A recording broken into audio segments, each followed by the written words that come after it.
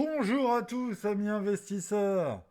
Bon, on se fait chier, hein. Le marché il est chiant, hein.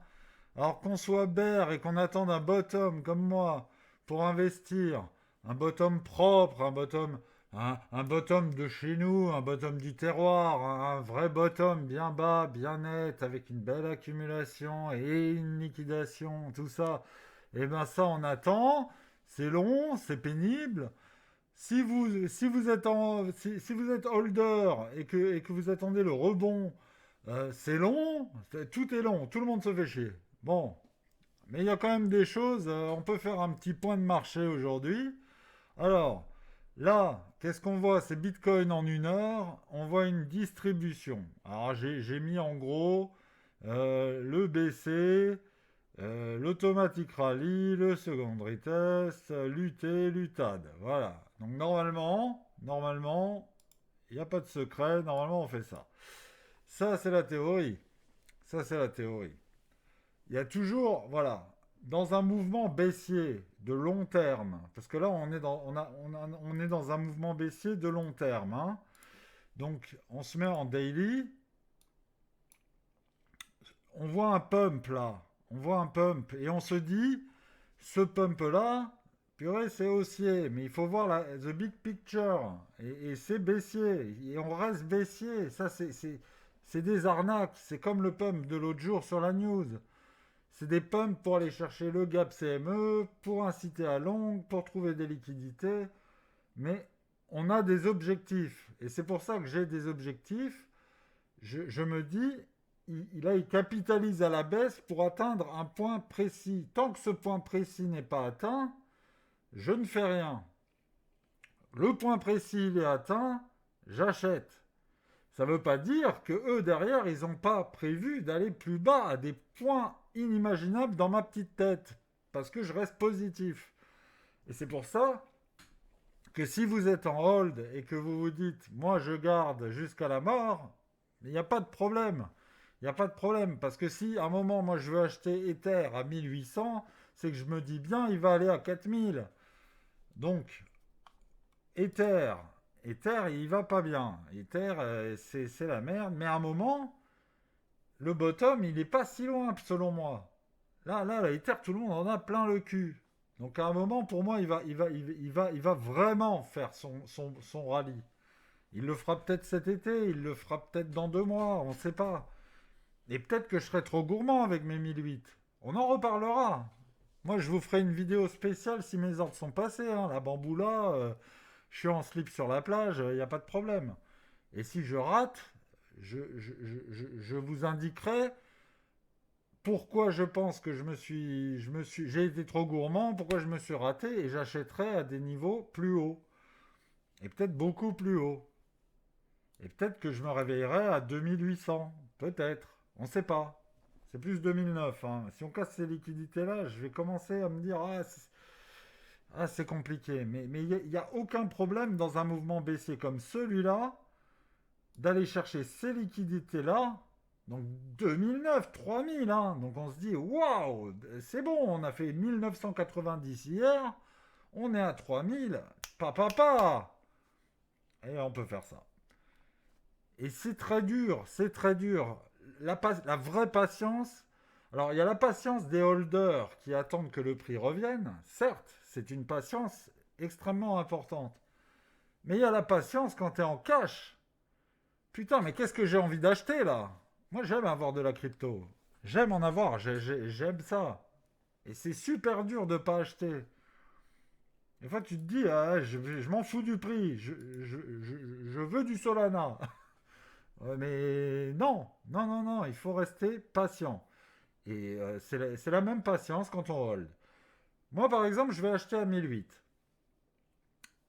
Il se peut que pendant des semaines et des semaines, on aille à 1005, 1004 et qu'on range. Et ben je travaillerai cette même patience et cette même conviction en me disant, voilà, mais c'est une autre forme de patience. Là, j'ai la patience pour acheter.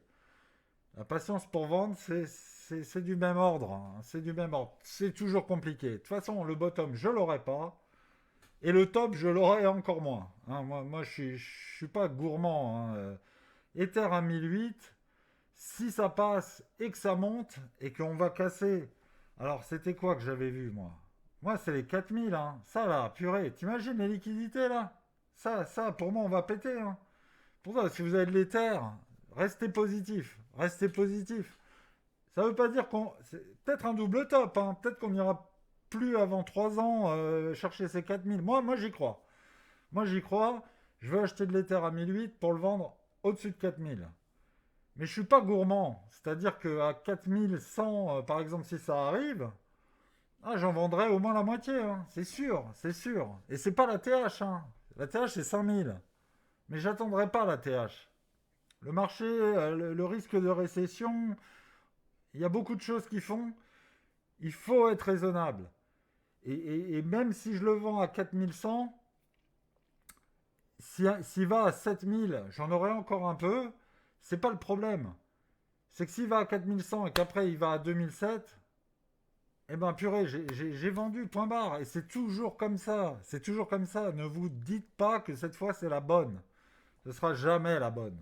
C'est toujours de l'arnaque. On se fait toujours avoir. Et pour pas se faire avoir, faut pas être gourmand. Voilà. Et c'est pareil pour les altes, hein. C'est pareil pour les altes. Si là vous prenez des altes, hier je disais ils vont peut-être aller à zéro. Et c'est un gros risque. Et c'est dangereux. Mais rien n'empêche d'acheter des altes. RSR, ça reste quand même une halte attractive. Bon, bah vous prenez du RSR, le 0,26. On a aussi, voilà, là on a un double, on a des equal high. Ok, double top, on s'en fout. Il est possible qu'on aille les chercher. Mais n'écoutez pas ce bruit qui vous dit on va à 10 centimes. 10 centimes, c'est chaud, chaud, chaud, chaud, chaud. Et moi, à un moment, je me disais, 10 centimes, quand on a eu ce pump, j'ai vendu que 20% de mes RSR que j'avais acheté à 0,7. J'avais acheté à 0,7 avant Trump.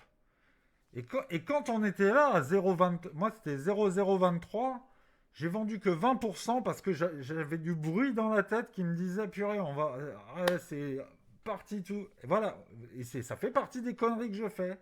Alors que je le sais, pour Bonk et pour Sui, j'ai tout vendu à x3. Et pour RSR, et ben malgré mon habitude, mon expérience, et ben non, j'ai vendu que 20%. Et derrière, on a pris un flush royal.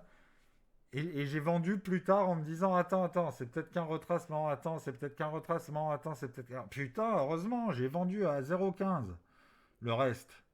J'ai vendu à 0,15 avec le somme, en me disant putain, à 0,23, 0,023, 0,015. Putain, si à 0,015 je m'étais pas réveillé, mon gars, aujourd'hui 0,00006. Putain, on est mal, tu vois. Faut pas être gourmand. Faut pas être gourmand. Après, quand on vous dit garder un bac de survie, machin et tout, voilà. Bon, bah écoute, tu gardes ton bac, hein, tu vois. Mais petit, 10%, 10%. Tu vends 80% quand t'as fait x2. Et t'es trop bien. Et t'es patient. Les marchés, ils retracent tout le temps. Il y aura jamais un moment où quand tu as pris des bénéfices, tu vas pas pouvoir les réinvestir plus bas. C'est juste une question de temps. Mais ça, c'est compliqué. Et la vidéo d'aujourd'hui, c'est par rapport au fait qu'on se fait chier. Mais ça doit pas changer le biais. Aujourd'hui, c'est monté. Bitcoin, il est monté. Si je me mets en 15 minutes, et que je regarde là, alors là, hier, machin, on va à 72. Regardez ça aujourd'hui. Ça change rien pour moi. C'est la patience. Le mouvement de fond, c'est le même. Et c'est chiant. Et je le sais, c'est super chiant. On en a peut-être pour 25 jours là, ou pour 2 mois, avant d'avoir les objectifs. Et c'est ça aussi la construction d'une capitulation. C'est donner des infimes espoirs, les saper, et faire ça 10 000 fois. Et la 10 001e fois, ils vont pumper comme des chiens. Mais à 10 000 fois, t'es mort. Tu t'y crois plus. Tu veux pas acheter. C'est pour ça qu'il faut repérer les zones. Donc voilà, on se fait chier, il y a des choses à dire, mais le biais, il change pas. Et là, on a une distrie. Et le temps de parler de cette vidéo, ça continue à baisser. Voilà. Alors que c'est bien monté, hein, depuis hier. Quand je gueulais comme un putois, là. Je suis encore désolé, hein, d'ailleurs. Alors, Ether. Ether, pareil, hein. Alors là, en dessous, c'est le vide, hein. Là, s'il y a 2160 environ, allez, 2150, moi j'avais dit 2125, je sais pas pourquoi ça change là. Bon, en tout cas, si on pète ce petit support là, en dessous, c'est le vide. C'est le vide. 1990 hier, c'est pas le bottom pour moi. On verra. Si c'est le bottom, je l'ai dans le cul. Voilà. On voit bien que les alts, ils prennent un peu cher et ils montent en escalier. Ça, c'est une montée, une impulsion. Ça, c'est franc et massif. Et ça peut donner de l'espoir pour d'autres choses. Ça, c'est une vraie baisse. Et ça, c'est une montée en escalier. Montée en escalier, ça laisse des liquidités partout. Hein, on laisse des liquidités et on va les chercher. Voilà. Donc, je ne me fais pas d'illusions. Et la trendline, on l'a réintégrée. Et comme je vous ai dit, ici pour moi, il n'y a pas eu de transfert. Ils n'ont pas eu la contrepartie pour repartir du tonnerre. Si la Terre entière avait vendu ici, on serait peut-être to the moon. Ils auraient fait décaler le prix et ils auraient rendu fou les gens. Il n'y a pas eu de contrepartie. Donc cette trendline long terme que je garde, elle sera retravaillée. Minimum. Comme là, elle a été retravaillée, on va aller la taper. Et ça, ils vont faire comme si ça n'existait pas. Parce que ça n'a pas marché. Et quand ça marchera, ils iront plus bas de toute façon. Ils iront plus profond. Et puis ils sont peut-être de moins en moins cons aussi. Hein. La smart money de moins en moins con. Non mais c'est nous qui sommes de moins en moins cons. Le marché a évolué. Les gens sont plus éduqués. Ils connaissent plus les manipulations de Wyckoff. Ils connaissent plus le marché. La crypto, en 2017, c'était le troupeau de bétail, c'était les retail qui faisaient tout. C'était n'importe quoi. Et c'est pour ça que c'était de l'argent facile. Là, le marché est plus éduqué. Donc, ils ont des stratégies encore plus développées. Quand je disais hier, Vincent Gann, il a tradé le Forex. Et le Forex, c'est rien de plus dur. Mais parce que les monnaies, mon gars, c'est que des experts. Et même les experts, ils perdent sur le Forex. C'est tellement dur. Le Forex, c'est tellement dur que les manipulations, elles sont hardcore. Hardcore. Et ça va me permettre de vous parler du DXY, DXY. C'est la puissance relative du dollar. Ça veut dire, c'est quoi? C'est la force relative du dollar, c'est la valeur du dollar. Mais la valeur du dollar, 1 dollar égale 1 dollar. C'est pas ça. On prend 54% d'euros, on prend les monnaies du G7, en gros les trucs les plus forts, et le yuan, je sais même pas s'il y a le yuan, mais on prend le yen, on prend l'euro, on prend des monnaies comme ça, on les met ensemble, et on voit la force que ça donne. Et le DXY contient 50%, 52, 54% d'euros dans son calcul pour vous donner la... Donc quand l'euro s'écroule, le DXY il monte, d'accord?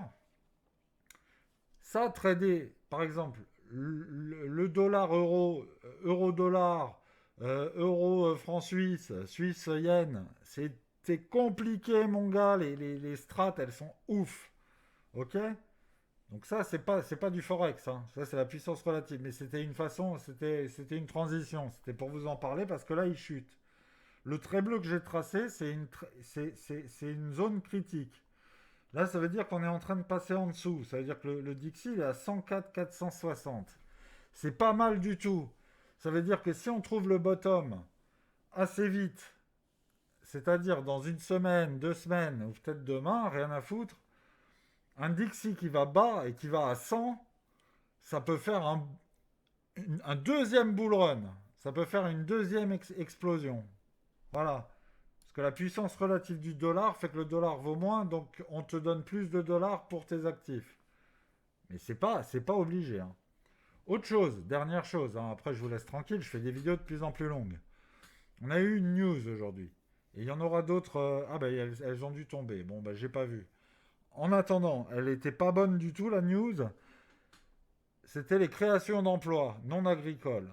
Et on a fait une catastrophe. Donc on va distribuer tranquille. Voilà. Donc là pour moi, le scénario reste baissier à mes yeux. Gardez votre billet, gardez vos convictions si vous pensez différemment. Hein. C'est hyper important.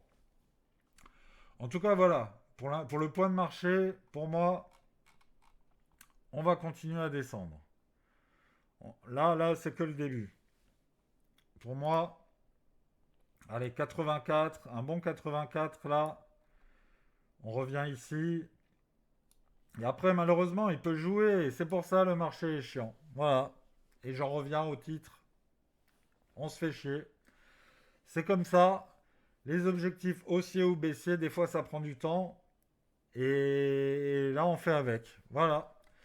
Bon, c'est pas tout ça. J'ai parlé que de Bitcoin et d'Ether.